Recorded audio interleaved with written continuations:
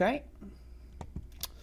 So, y'all, there's some stuff going on in New York that I found on my timeline that I think is really cool.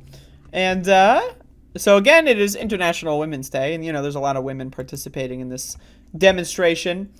So what we have here in Manhattan, and I've got some videos here as well, is mass demonstrations for groups that feel like they are excluded from, proper working conditions, payment, for example, a lot of gig workers are classified as like contractors and not employees, so they don't get the same worker protections with the companies that they work for. They are employees, but they're just technically classified as contractors. It's the same thing with like delivery people and so forth. So there's some mass demonstrations going on in Manhattan, some videos here, and trying to basically bring awareness to this issue and more, especially, and again, its intersection with immigrants. Immigrants are afraid to potentially, get full-scale employment. And, because if they do, then, again, ICE might be told and they might be deported from the country. So immigrants are often taken advantage of in similar systems.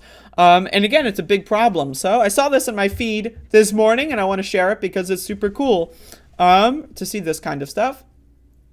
And, again, it's a big problem. The little loopholes, and again, we think about things like child labor laws, and, there's loopholes that, Wisconsin's now, like, doing mass hiring practices for, like, 14-year-olds, right? There's always loopholes for all of these, like, things that we consider to be worker protections, like a 40-hour work week or whatever being standard.